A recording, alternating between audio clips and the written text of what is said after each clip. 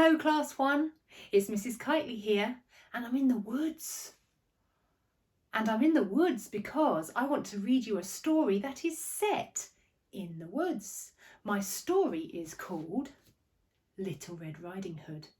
You might know this story already, but the reason I'm reading this to you is because very soon we're going to be doing some work based on the story of Little Red Riding Hood. So I thought it would be a good time to do a video of the story and put it on Google Classrooms.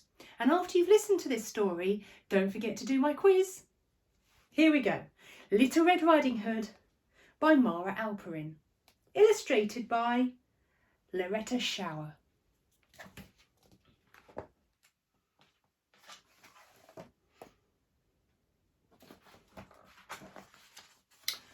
Once there was a little girl who loved to wear red. She had red shirts and red skirts, red shoes and a fabulous bright red cloak. Her name was Little Red Riding Hood. Early one morning, Little Red's mother packed up a basket. "I have a very special job for you," she told Little Red. "Granny is feeling poorly. Will you take her this fresh fruit?" "Of course," cried Little Red, and she put on her favourite cloak and kissed her mother goodbye. It was a bright, sunny day and Little Red skipped through the woods. "Good morning," she called to the rabbits and the deer. "I'm bringing Granny a special surprise." But someone was peeping from behind a tree. Look who it is. It's the big bad wolf. A big, hungry wolf. "Good day," growled the wolf. "What are you doing in the woods all alone?" "I'm taking this special basket of fruit to Granny," Little Red replied. "Yuck," thought the wolf. He didn't like fruit. He liked to eat tasty little girls. So the wolf thought up a plan, a horrible, clever plan. "Why not pick Granny some lovely flowers?" he said. "Good idea," said Little Red. But as she started gathering daisies, the wolf raced down the path towards Granny's house. The wolf knocked on Granny's door with a thud, thud, thud. "Is that you, Little Red, my dear?" called Granny.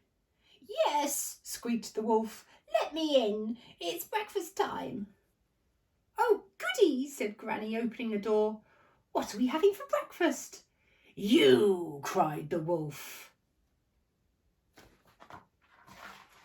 "Ah!" yelled Granny. "You're not Little Red," and she slammed the door right on his big furry nose. "Ow, ow, ow, ow!" howled the wolf. Quick as a flash, Granny ran out of the back door and into the woods to find help. "Horrid old Granny," the wolf growled, rubbing his nose.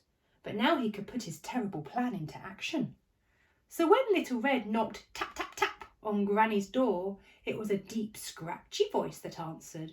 "Come in, my dear." Little Red walked into Granny's bedroom and stopped in surprise.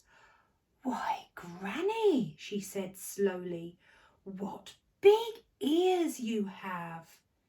"The better to hear you with, my dear," croaked the wolf.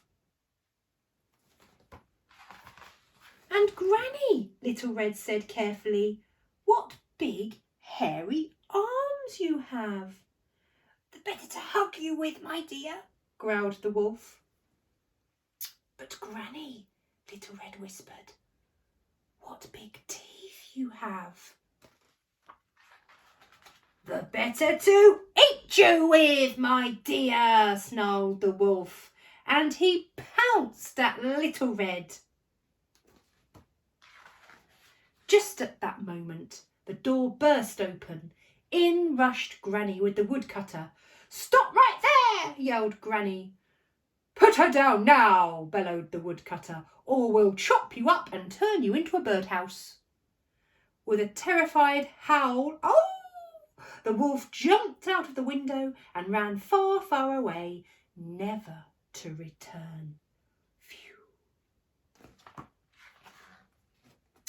Little Red hugged Granny tight. "I'm so glad you chased that wolf away," she said, and she gave Granny the basket of fruit.